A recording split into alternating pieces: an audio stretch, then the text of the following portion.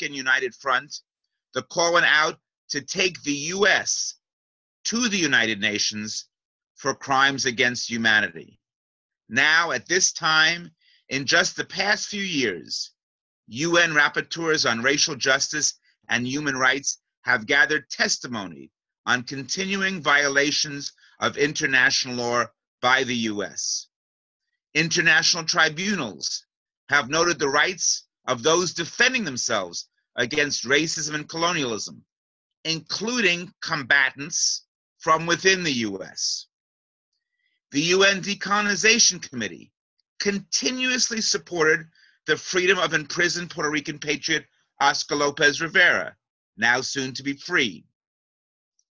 New African political prisoner Mutulu Shakur, through the Jericho movement and its allies, have called for a U.S. Truth Commission to spotlight and defend the many still incarcerated Black Panther, New African, Native American, Chicano, white anti-imperialist, anti-authoritarian, environmental justice, plowshares, and other prisoners of war and prisoners of conscience. Fania Davis has brought together new coalitions to investigate the creation of a U.S. Truth and Justice Commission. And UN Special Rapporteur on Torture Juan Mendez, in partnership with the campaign I served on as national co-chair, the Campaign to Free Russell Maroon Shoatz, has helped bring pressure on U.S. federal and state prisons to end their torturous practices of solitary confinement and sensory deprivation. At this time, as we see new movements and new organizations, new and renewed resistance, as we see gatherings like this one tonight, making the connections between issues and peoples and generations which need to be made to build for a new tomorrow, we bear witness to these truths and commit to build justice with truth, peace, and freedom have been denied and defiled. We commit to speak truth against the empire. So, in that light, it is my supreme privilege to introduce an amazing elder, Sekou Odinga, more than 33 years held in the dungeons of the U.S. empire. Sekou was a founder of the New York chapter of the Black Panther Party, a member of the infamous Panther 21 case, which sought to had the state seeking to criminalize and destroy the Panthers at the height of their revolutionary activity. Along with fellow Panther 21 members Dhoruba bin Wahad, Jamal Joseph, and others, Sekou is co-author and contributor to Look for Me in the Whirlwind, From the Panther 21 to 21st Century Revolutions, to be out later this spring from PM Press. Sekou is the founder of the international branch of the Black Panther Party, based in Algeria, and he was a member of the Black Liberation Army, accused of involvement in the escape of Assata Shakur. There's many things that can be said, but I'll just end by saying Sekou is a devout Muslim, a warm and wonderful family man, and a great teacher who I feel honored to call friend. Sekou? Peace. Assalamu alaikum. A'udhu billahi minash shaitani rajim. Bismillahir rahmanir rahim. Ashhadu an la ilaha illallah wa ashhadu anna Muhammadan Rasulullah. As Matt said, my name is Sekou Abdullah Odinga. I'm a former member of the Black Panther Party here in New York. I was a founding member of the Black Panther Party here in New York. As he said also, I was a founding member of the international section of the Black Panther Party. I was also a general in the Black Liberation Army. As he also said, I was 33 years held as a political prisoner of war. For one of the main federal case was the liberation of Assata Shakur, which is, I maintain, has been why I've been hounded and harassed for so long, because they consider that a monumental defeat. Since being home, I've been home now for about 2 years. I've been working diligently to try to bring recognition to and about other political prisoners that remain behind the walls, and to aid them in whatever ways that I can. That's the work that I be trying to do. That's probably what I most would like to say tonight, that I would like to see people take up that mantle in their work and include political prisoners in everything that they do, because we can't struggle if we're going to forget those who struggled before us. So our youth will not respect us or want to emulate us if they know that we forget about and don't support those who have fought for us and who's sacrificed their lives and their family lives for us, and then we don't support them. So I think it's very important that we remember and support our political prisoners. That's, for opening, that's about what I wanted to say. Well, if I see that no one's saying anything else, so I will mention a few of the names of our political prisoners. Kamal Siddiqui, that's in Georgia. He was the father of Assata Shakur's only daughter, and he was approached after he did time in New York to help the federal government and their cohorts set Assata up in Cuba so that they could capture her. He refused. They told him if he continued to refuse, he would spend the rest of his life in jail. He continued to refuse. They brought up a 20-year, a 30-year case that had been that people had been found not guilty of already, and re-indicted him for that case, and in fact gave him life, and he's in prison now, as they said, for the rest of his life. He has very little support, almost none actually. I've been involved recently in trying to help build a support committee for him.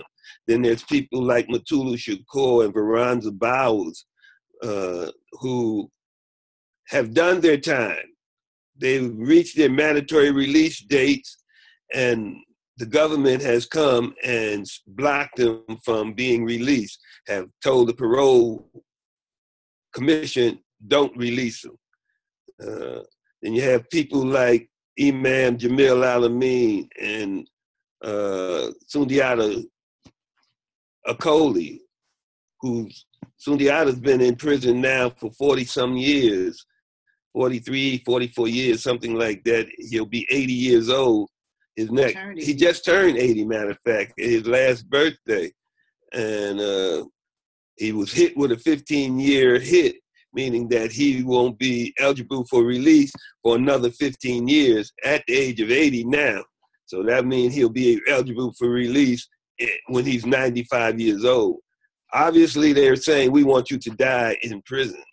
And Imam Jamil Alameen, I put them two together because they both are state prisoners that have been put in the federal system and kept there and treated like I'm talking about they being treated, only because they are political prisoners. You have people like Jalil Mutakin, Herman Bell, Seth Hayes here in New York, who have done over 40 years, all of them have been to the board at least 8 times, some of them as many as 12 times, which means that they've been given 2-year hits every time they go to the board. So those who done 12 years, he done 24 more years than the judge gave him, because of he's a political prisoner. So, and there's many more. We have, like Matt mentioned, there are all kinds of political prisoners here in New York, in America. So what I'm just basically trying to get people to understand is that they are here and they deserve our support. They need our support, and we should support them. I'll give it back to you, Matt.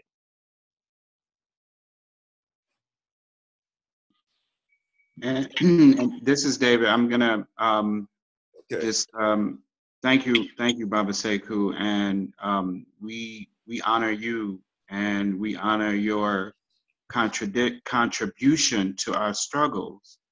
And you put your life on the line for us, you and the other brothers and sisters that you described, and we thank you. And I just want to reinforce and reiterate that we have to support our political prisoners, because those are the folks who stand up to speak truth when no one else will.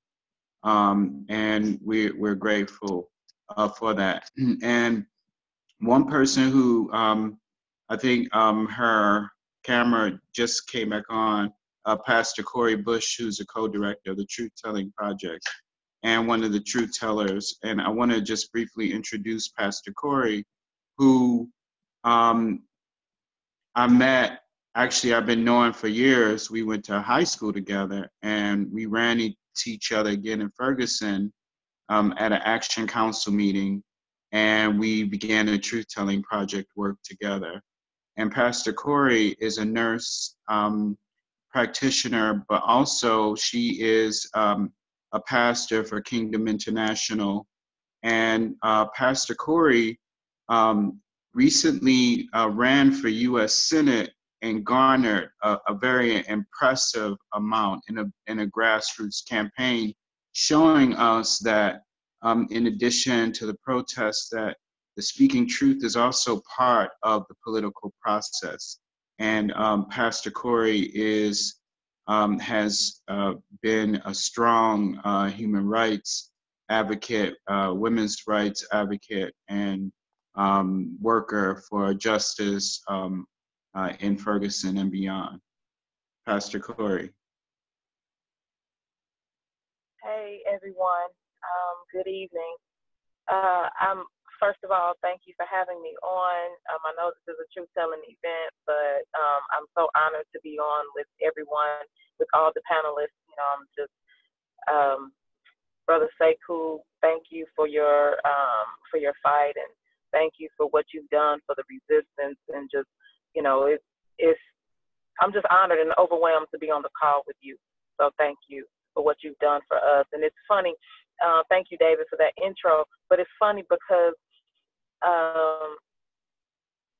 being able to talk with people like you, and then my God, the wealth of knowledge that Matt Meyer has, but being able to talk with people who have walked through what some of us are starting to walk through now. Now, we're not political prisoners, of course, but how heavily surveilled we are, and the scrutiny, and how what people don't really understand comes along with being a real activist for your community at all costs, by any means, you know. And so being able to really take the truth and speak the truth and speak it unapologetically has changed lives. But it has taken us to a place that we didn't realize before.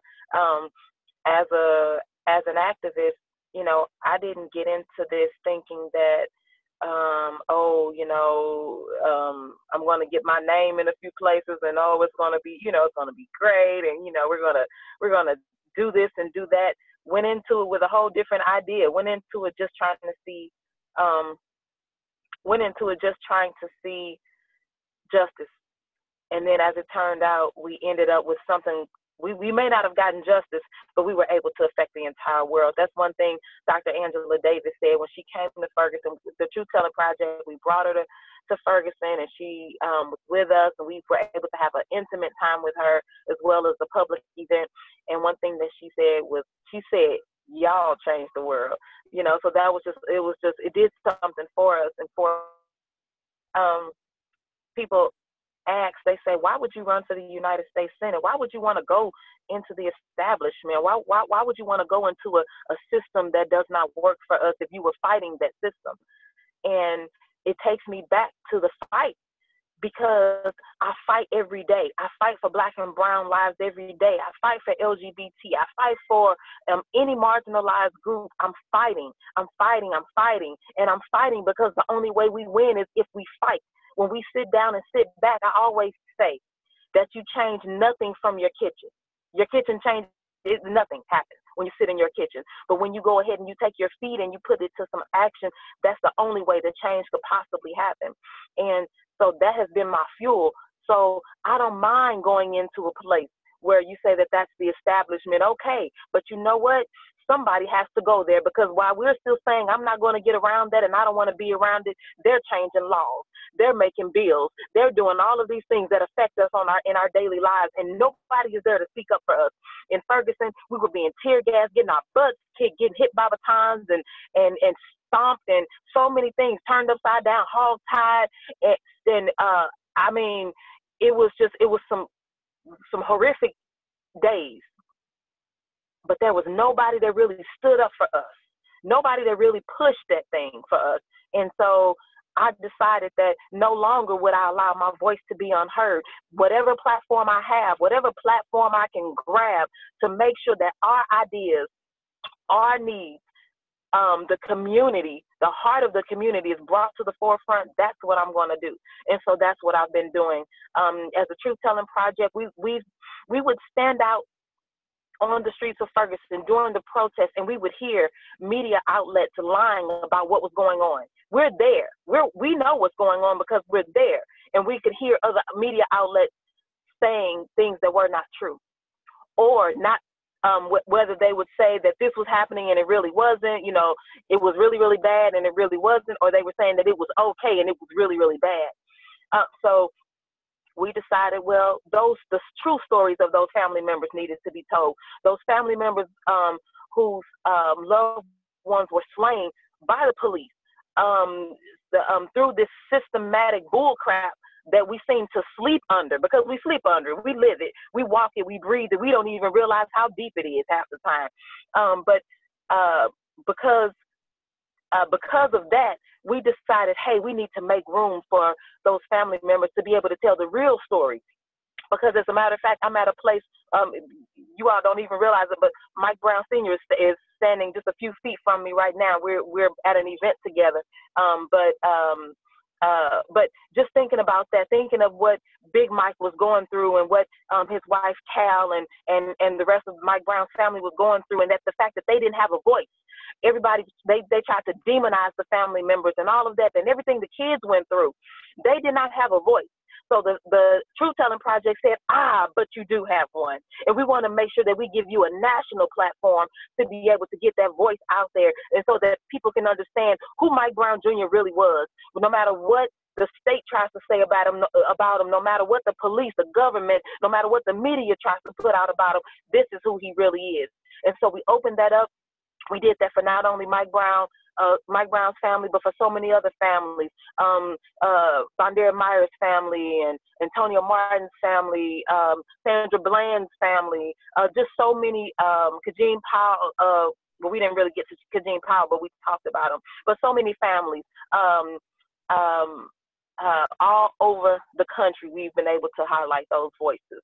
So that's a little bit about me, who I am, and I just want to encourage those of you that may say, well, you know what, I don't know what I can do as part of the Truth Telling Project. I don't know on this particular day, this day we should be out speaking our truth. What can I do? I don't know, because I don't feel like I have a voice. I don't feel like people will listen. You know what? Somebody will listen if you just get up and speak up and stay up. You got to be consistent with that thing. Be consistent with it, and then by any means necessary, get your voice out there. Make sure you got some backup for it, though. Get some facts, because the thing is this: we fight not only making sure that the people's voices are heard, but then behind closed doors, we're being fought. This thing isn't a game for us, and that's why I honor Brother Sekou so much, because this thing is so real. We're so mistreated. You know, we're so picked on. You know, I can't have a social media account that the acronyms aren't in. I can't go to an airport and not be detained or harassed. I can't, you know, that this is our life. I can't have a phone call with anyone and know that it's not wiretapped. You know, that's just not how my life is anymore. You know, this thing was real for us, and because they made it so real for me, you want to put me on the national terrorist list? Well, then I'm going to be in your face, making sure you hear the truth about our people. So anyway, I'll stop there. But that's just a little bit about this side of the Truth Telling Project, and let us know what we can do for you. And thank you, Pastor Cori. Real quick, can I just say what you're about to do? Yeah, I'm just, go ahead. Well, just so, I don't know if people know, but Pastor Cori has been nominated by the Young Turks to run for the U.S. Congress and the representatives in the 1st Congressional District. And the platform is amazing, so please check it out. And is Christine Hendricks, has she gotten on the call yet?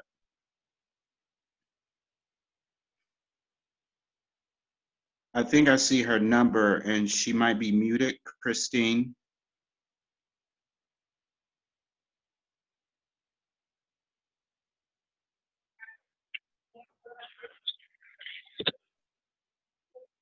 Hello?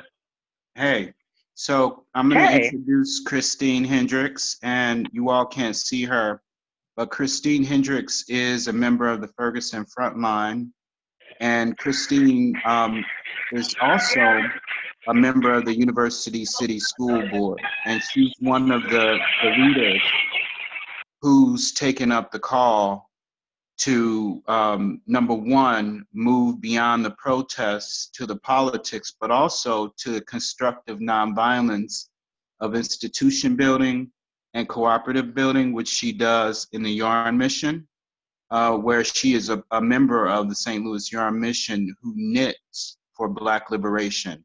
And I don't know if people understand how important it is in a system where the things that we buy and wear are tied into complicity in a capitalist system that's violent toward our lives and toward the planet. And so I want to introduce Christine, who herself spoke about her experience being tased by the police for no reason and brutally assaulted. But Christine, do you want to go ahead? Hi, how are you guys doing this evening? I'm Chris. It's been a day for me.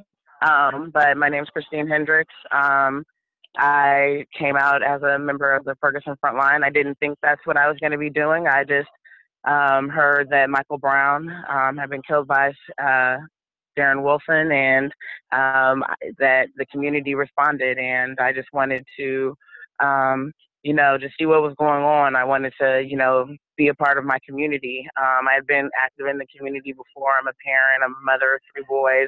I've been instrumental in the schools. So I just went out there to support, to, do anything that I could do, whether from medic to de-escalation, just to be out there with my people. And I got caught up. And I stayed out there, and for better or for worse, it's been an experience.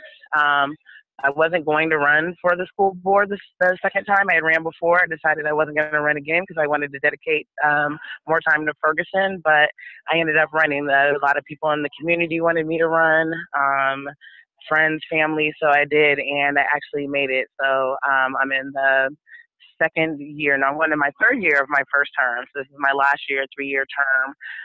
I've been really focused on just really making sure our children are being educated. University City School District is 83% African American. And it also, while it has a lot of great things, it has one of the largest educational gaps in this city county of St. Louis, the disparity between white and Black students. So that's something we really want to work on. Just really making sure that our children's needs are being sought out, that we're educating the children that we have, not the children that everybody wants, which is a more diverse, more white schools, what they would really what they mean. But so just really fighting it right there in the school district. It's very grassroots. It's one of the most grassroots form of politics you can get in. It's not Democrat, it's not Republican, but we're out here fighting every day. It's giving me opportunities to get other places to learn, because my thought is one of the best ways to take the system down is not necessarily just from outside, but you got to do it within. And to do it within, you have to learn it as well as them, if not better, so that you can take that down. So that's me in a nutshell.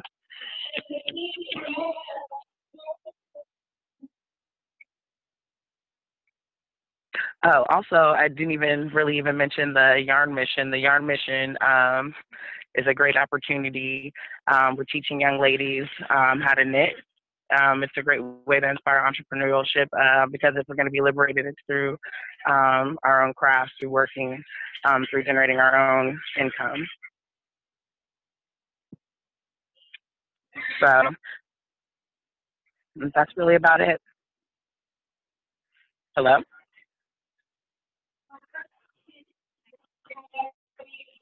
I didn't. Thank you, Christine.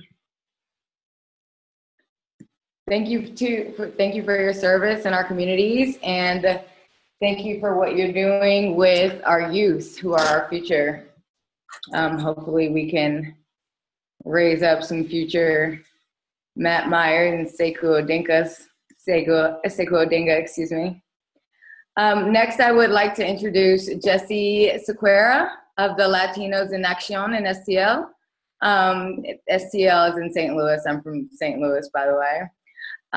So Latinos Axion is an organization created for and by Latino immigrants that is working to make sure that humane and just immigration reform becomes a public policy priority.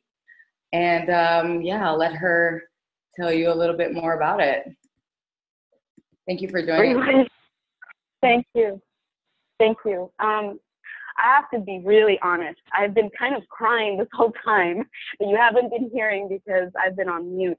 But I'm just so moved by being here with these amazing people. And I just really feel like I'm supposed to be sitting here right now in this moment. I am honored to be among these warriors, sister warriors, brother warriors. And I know that this is exactly what I need to do because you are part of my healing. And I just, I'm crying because I was reading the prompt of what, how you wanted us to begin our conversation and to talk about the work that we do. And it's very personal for me. And it always wasn't as heroic or as cool as many people who describe it is, you know, and it is very cool. I think that we work with very courageous, amazing people. And it can be very sexy, amazing, exciting work, very challenging, and also grounding because we meet our communities, members of our communities who are the most vulnerable. And it really grounds you when you know that you compare the privileges that you have been afforded, and then you realize that how diverse your community is in oppression. There's different levels of oppression and privilege. But it wasn't always like this, and my beginnings were not as pretty, and I grew up with a very brutal domestic violence situation, and there was a lot of brutality in my home and alcoholism. And so I'm 44, and I grew up in the late 70s, early 80s. My family's from Nicaragua. They are immigrants from Nicaragua.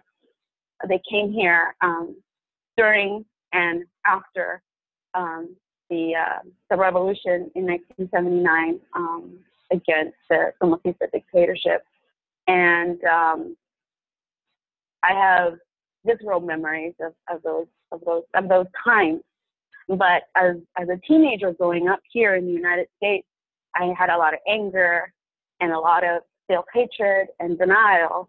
And I was only focused on my own specific biography in terms of the immediate violence in my home and the brutality that we endured under my father and the dysfunctional you know, the dysfunction of my mother and all of this, and growing up in Section 8 housing and poverty, all of that.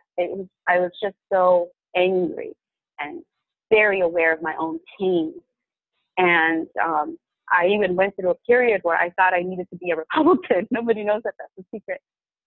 Now people know. And I was in high school because I was so ashamed of being Nicaraguan because of all of the horrible stories and the brutality that my family had endured, and having had white teachers tell me how disorganized and corrupt and violent the people in Central America were, and basically instilling in me that we deserved these dictators kind of thing, and how petty we were. And I really internalized that. So I was really angry. I didn't want to be Nicaraguan. I really hated it.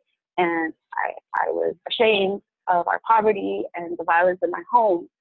And that was, I think, where I began. And it wasn't until later where I began to have to make, I began to become more aware and put two and two together and look into my own father's background. And I was born in Los Angeles in 1973, but when I was 2 years old, my parents decided in their youthful impetuousness to move back to Nicaragua in 1975. So while we were there, my parents became really heavily invested in the resistance movement there, the Feminista resistance movement. My father was from northern Nicaragua, a town called Somoto, which is now known to have endured the worst part of the guerrilla fighting in that time. And my father provided arms and sold cattle to provide weapons and resources to the resistance there in that area of the country. And he subsequently became imprisoned. And he was taken to prison for 2 years. And while we were living in Nicaragua, and I remember, I have memories of going with my mother to visit my father in prison and picking up rocks because I wanted to hit the guards. So those are my first memories. And we had to leave the country, and my father stayed behind in prison. And I experienced that migration, that northern migration from Nicaragua by land back to California because my mother was 8 months pregnant and couldn't get the plane. So we went by land from Nicaragua and traveled by bus all through Central America, through Mexico, all the way to Southern California, through the border, up to Los Angeles. And those are my first memories of migration, of crossing the border from Nicaragua up to the north. I had no idea I had been born in the United States. My first memories and sounds were of Nicaragua and Spanish. War broke out, etc. I'm not going to go into the history, but in 1979, the Sandinistas marched into Managua on July 19th, and my father was able to leave and escape prison during the chaos. However, he wasn't able to get political asylum because of all the chaos of the time, and he had to also come illegally through the border of Nicaragua and make that trek all the way up north to California to meet with us. And when he came to us in California, he was not the same person. And when I grew older, I found out, and my mother told me that, you know, he had been tortured and experienced all those things that you experience in a prison, in a Central American prison under a right-wing dictatorship. And all of these things had been hidden from me. That he had been a brutalized man. And that when he came back, essentially, he was like a kind of a war veteran with all of the PTSD and all of that then he transferred over to us and his wife. And so that built and informed our home and my childhood.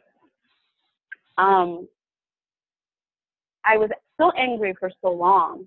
I felt cheated. I felt that why did these political things that were going on a grander scale, why the hell, I was going to cuss, by the way, right now, why the hell didn't say another word. Why the hell? It's okay. You know, yeah, okay, good, because sometimes I cuss a lot. You know, as a teenager, I was just so furious. And I thought, this is so unfair. You know, I don't give a shit about a socialist revolution or this and that. You know, they took my father away and it made him into an animal and we were brutalized. You know, you're, as a teenager, that's how you think. You know, you are just so embedded in your own pain. You're aware of your own body or becoming aware of it. But you're not really thinking about connecting the dots or any kind of other thing, or even thinking about others' pain. I wasn't even thinking of my own father's pain. It was more about how it related to me. And our family suffered other injustices and brutalities during the war. We lost an aunt, my mother's sister, who was also very involved in the Christian charismatic work in Nicaragua. And during those early years, right after the revolution, during an adjustment period, that's a nice word to put it, there was a lot of crackdown in terms of cultural cracking down. And the church, the established church, was seen as sort of the enemy, a culture enemy. So anybody organizing and around religion or faith or spirituality was cracked down on. And my aunt was a brave woman, and in her town, she decided that she wanted to reopen the church. The churches had been closed, and the priest had run away. And she wanted to lead and organize a prayer group. And she did that for many months until the local authorities sent her notice and told her that she needed to stop that, because what was happening is they were seeing it as a threat because people were coming together in the night and meeting, gathering in the church. And that to them seemed like they were organizing politically or doing some sort of covert thing and challenging the system. Needless to say, they came a few weeks after she was notified that she needed to close down the church, and she was taken from her home in the middle of the night. Her and her husband were taken to prison, and we found this out later because they were disappeared basically for a couple of weeks until members of her family who were out looking for them because they couldn't find them discovered their bodies in a field, and then found out that they had been imprisoned and then had been tortured and killed and then dumped in a field. This also, this happened in 1981, by the way, and I was 8 years old when the story got back to our family here in California. I heard all the details. There was no censorship because we were children or anything. We heard everything. I know every single thing that was done to her. And I really absorbed that. And I didn't know how much I had absorbed it until, like I said, you know, I was a teenager, early 20s, so angry. And not knowing why, but just being angry and feeling that the world had wronged us somehow. Not making a political analysis or a social analysis or anything like that.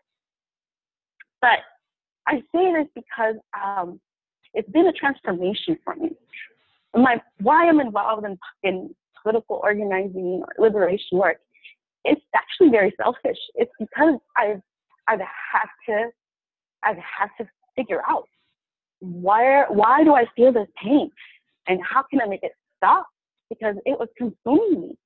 And I needed to find a way, and I needed to understand it. I needed to understand the brutality that had been done to my father and that he had done to me. And I needed to understand the brutality that was made and done to my aunt.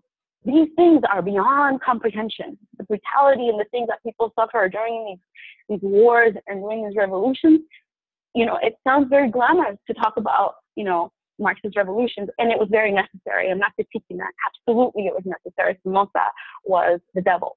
But people don't talk about the small stories of people and women being rounded up in the middle of the night and disappearing and then showing up later in pieces.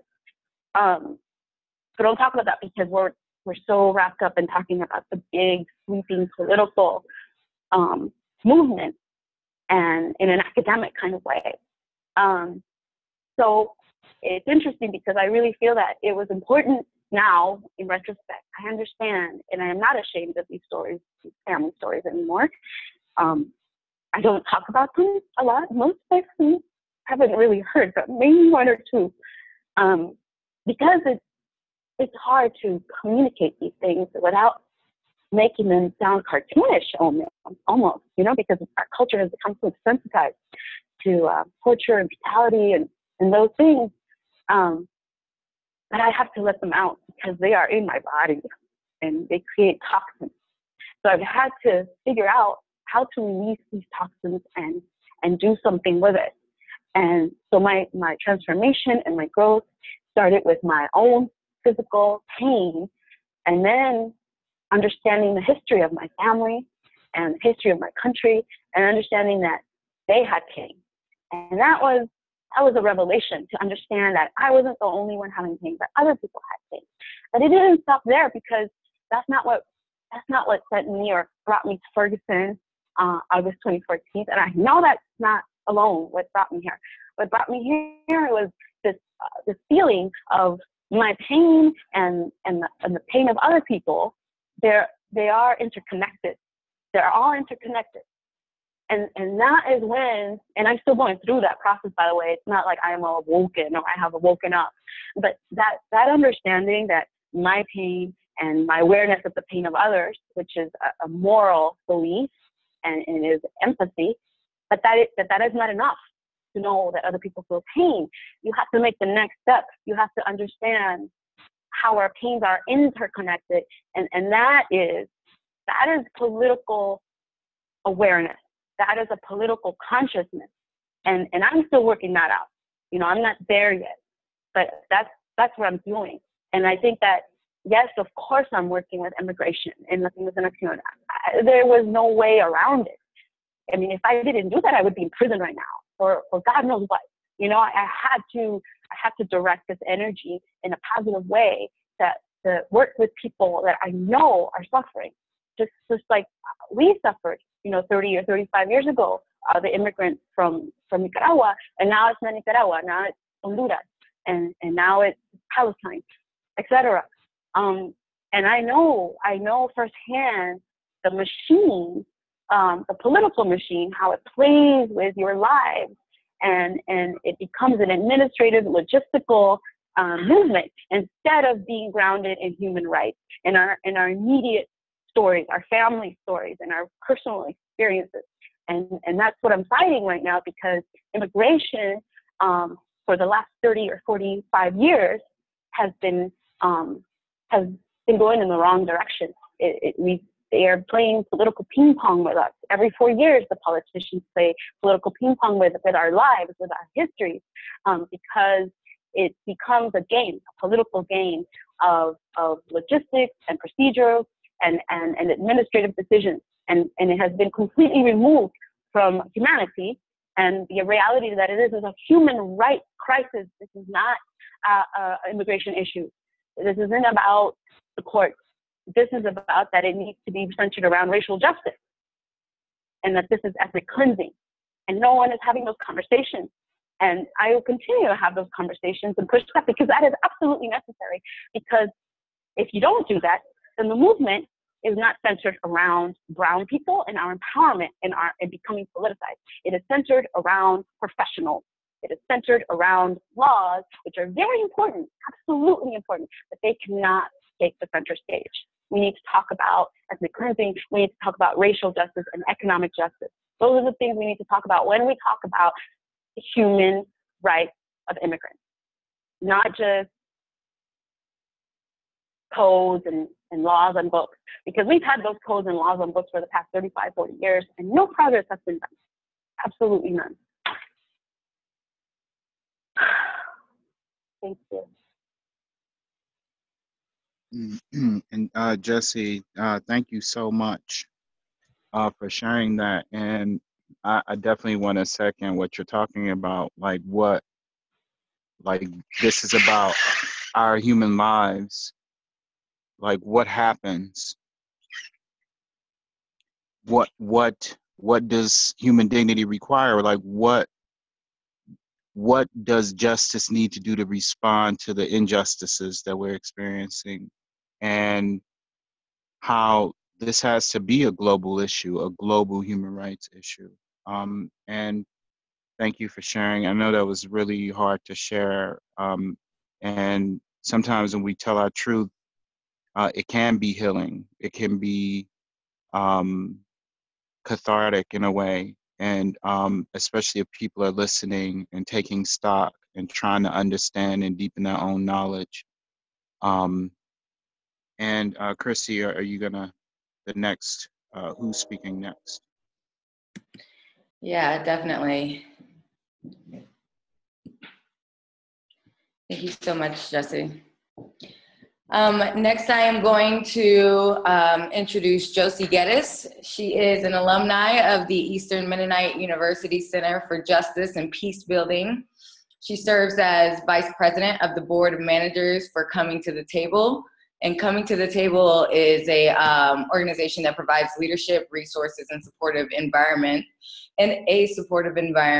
for everybody who wishes to acknowledge and heal wounds from racism that's rooted in the United States and the history of slavery. She's also doing really incredible work in the Bay Area, organizing and coordinating a program called Our Joy, which is Restorative Justice for Oakland Youth. And in Our Joy, they work to interrupt tragic cycles of incarceration, violence, and unsafe schools, and wasted lives by promoting a cultural shift towards restorative responses to harm. Jodie, you wanna? Yeah, hey everyone, I'm Jodie. Jessie, I also really wanna thank you. I wish I could see your face because I think a lot of the things that you were saying about this human rights lens and framework really resonated with me. I think particularly within my work with Restorative Justice for Oakland Youth and working within a juvenile justice system, schools, and a community to think about these multiple cycles of violence. And when I'm hearing you talk, I'm really thinking about the word trauma, right? This kind of wound that systems have put bandages and veils over. And I think what we are, at least what I'm seeing right now as a young woman in my 20s, is a wound pouring over, multiple wounds pouring over, right? And asking myself, what does it mean to do this work?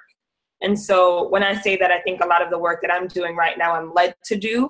There are many things that I love and I'm interested in, right? But it doesn't speak to me the same way. And as someone that is a Black immigrant, right? People don't often see me on the margins, right? Because of the way that I might show up. They might not think about what are the multiple intersections of my identity. And I think those intersections that I wrestled with have brought me to this work as well.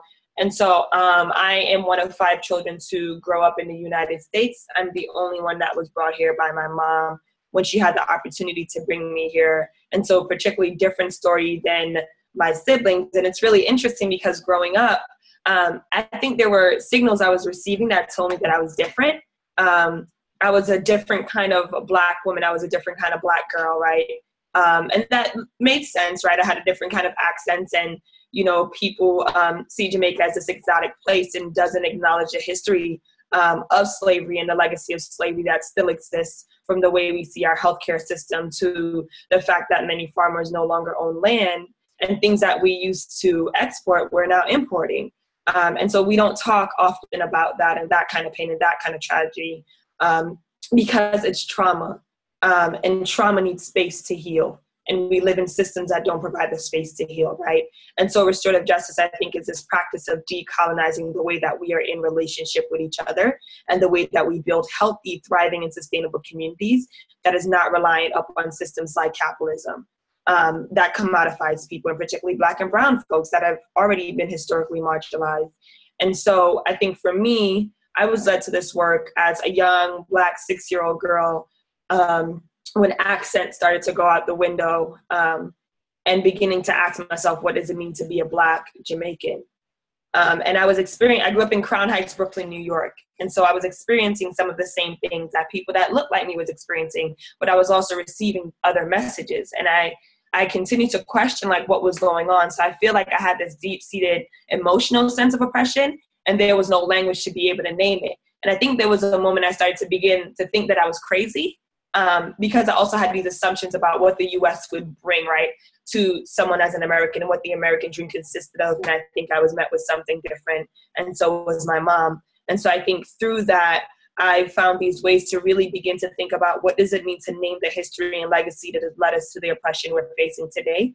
And so the work that I do with Our Joy, particularly around our truth-telling initiative, is collaborating with a bunch of different organizations, including a truth-telling project, and coming to the table to begin mapping the different ways people are telling the truth and taking action. Because I think there's this deep misconception that somehow people are not doing the work to liberate and heal and free their communities, and that is not true.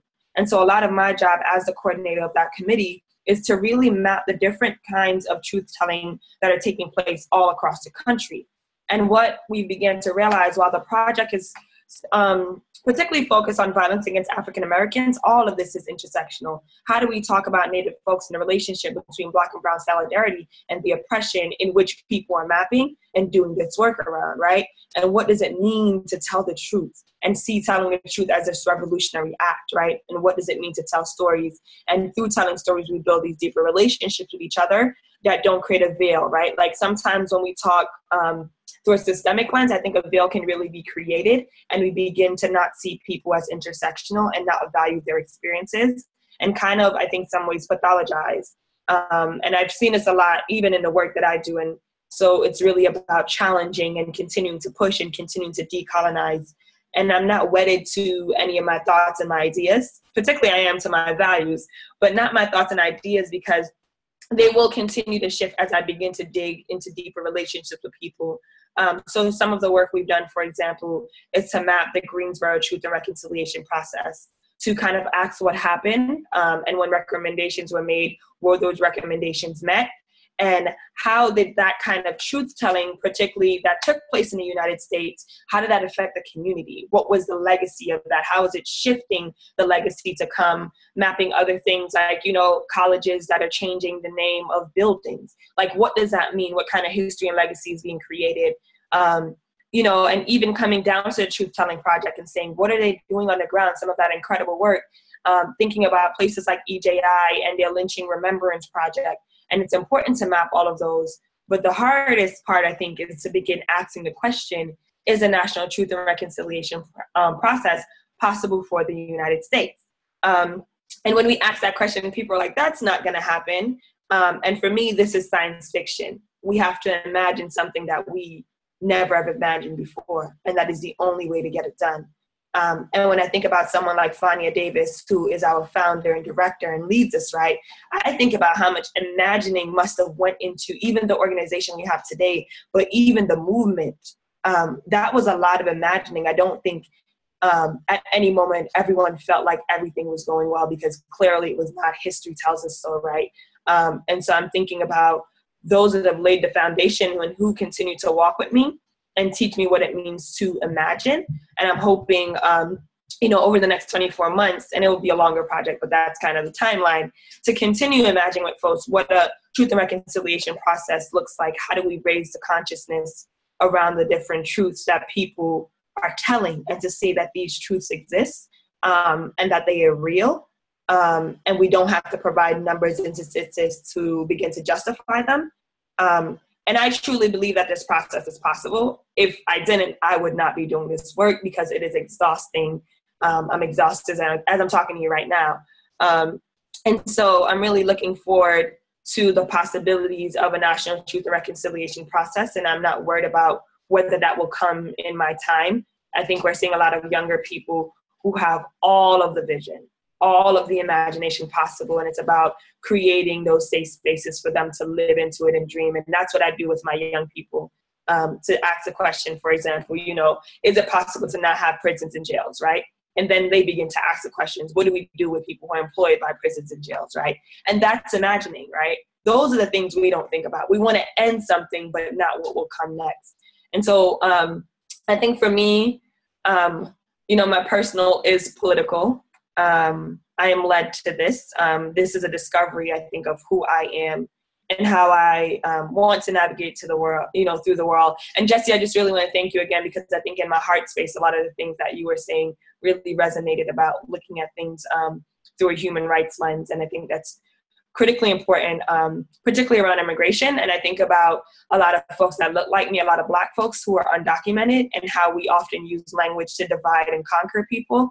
And I see this happening in places like New York, the language of illegal versus undocumented, and particularly what narrative is being created and how these kind of stories that we see in the media support it, and really wanting to look at things with a human rights framework to think about who we need to call in and what voices and stories we need to center, and not rely on systems to name those things for us. Don't rely on systems to name our resistance and our fight. So thank you all again. You'll be hearing more about this national process because, mark my words, it will happen. Thank you. Thank you very much, Jodie. It's always nice to meet and hear from a fellow Jamaican. I really like what you had to say too about truth and about, I'm looking forward to the national process. I think that that's something that really, really, really needs to happen. So thank you very much for coming out tonight. Thank you. So our last speaker is Sherri Mitchel, finally. So Sherri Mitchel is a citizen of the Penobscot Nation, a radio host for Love and Revolution Radio, and the executive director for the Land Peace Foundation, a small Native-owned Indigenous rights organization that is committed to the preservation of Indigenous cultural, land, and water rights and the protection of sacred sites. They provide low-cost legal services, alternative dispute resolution, and training programs for Indigenous peoples and their allies who are working to build strong and effective Indigenous rights movements. She also has a book coming out about transformative change called Sacred Instruction. So, Sherri?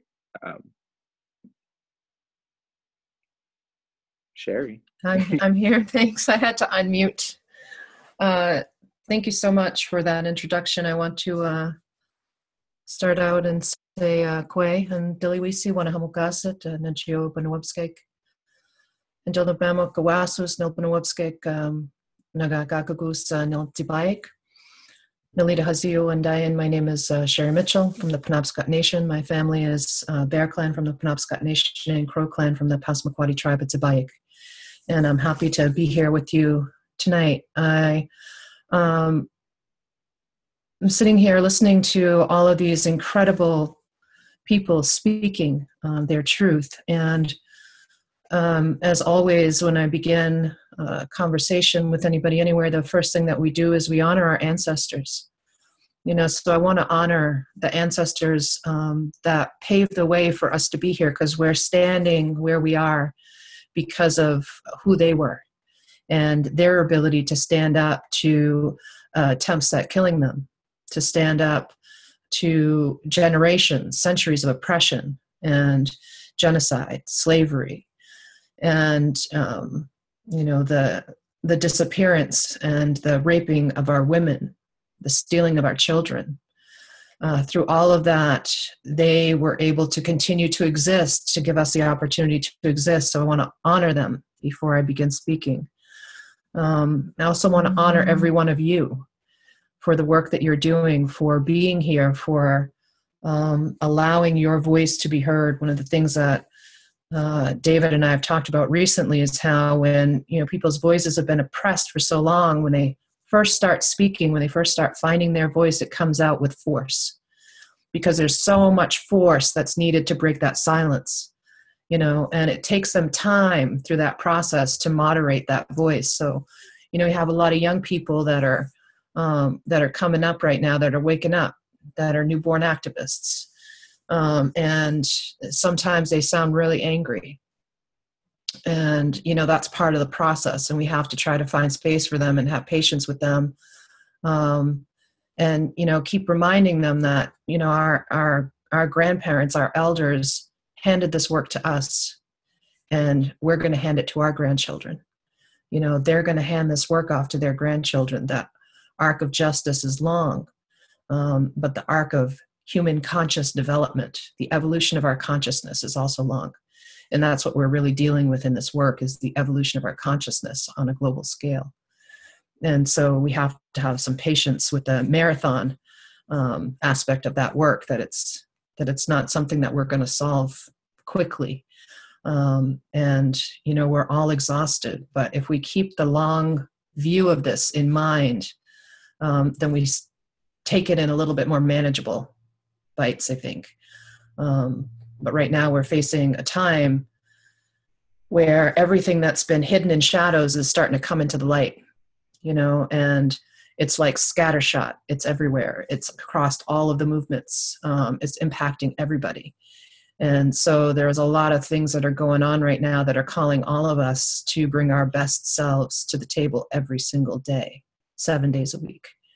And it is exhausting. So I want to acknowledge what Jodie said, that we're all tired. David and I talked earlier today. We were both saying we're exhausted.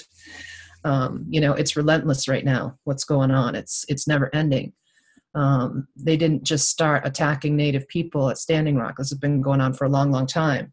You know, they didn't just start killing Black men in the streets. This has been going on for a long, long time. It's just now that it's in the public eye, you know. And so we're all being called to take action in a way that hasn't been seen necessarily in some of our lifetimes.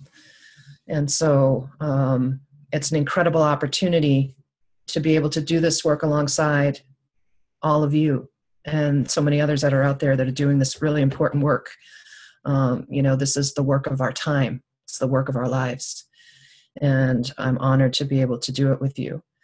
And so we're talking about truth, and we're talking about coming out of these systems of conquest, you know, because that's really what it is. We're operating under 17 centuries of conquest ideology, you know, and the two pillars of conquest are genocide and slavery. And people like to think that those are things of the past, but we all know that that's not true, that we're still operating under these pillars of conquest in regard to genocide and slavery. That these doctrines of discovery that were the foundations of conquest have been incorporated into U.S. law. One of the first Indian law cases on the books, Johnson v. McIntosh, which is part of the Marshall Trilogy, they used the Christian law of nations, doctrine of discovery, to justify the taking of indigenous lands, saying that they were successor in interest to the conquest of those lands. And so, you know, their first act in regard to Native peoples was to violate the Constitution by avoiding the Establishment Clause in the First Amendment that separates church and state, by using church law to justify the taking of indigenous lands. And so then there's a violation of the treaties that followed that. And so when we start looking at all of these things that have unfolded from that point forward, from the very first act here in the establishment of this country, we're dealing with lawbreakers. And the law has never seemed to apply in relation to the protection of the rights of people of color. And so what we're dealing with today isn't something that's new, it's just being amplified. And so, you know, it's encouraging to me to see the multiple generations of people who are standing here. And, you know, we also heard about those who have come before us, those who are sitting behind bars, these political prisoners that have stood up before us and who have put their lives on the line to address a number of these issues. And so, you know, some of the markers of genocide are killing of the people, taking away the culture, taking away the children. And genocide is still occurring in this land. We have our children still being taken away. There's a case right now that's on appeal, Van Hunick, a case out of South Dakota where the state of South Dakota took approximately 800 children from tribal people over a 3-year period and essentially sold them into adoption and, you know, rubber stamped the taking of those children without any proof of jeopardy. And so, you know, those things are still happening. Our lands are still being taken. We're still being killed either through violence in the streets of our hometowns or through ecological genocide. We've also been on the fringes of all of the most destructive and toxic environmental practices in this country. Certainly been true of Native peoples. We've had nuclear power plants, uranium mines, coal mines, all of these toxic practices that have been placed either on our lands or on the borders of our lands for generations, which has had unbelievable health impacts on our people. You know, I was thinking about these stories about how we have highest rate of missing and murdered women of any population, Indigenous women. And the statistics where they say 1 in 3 women are going to be sexually assaulted or subject to sexual violence in their lifetime.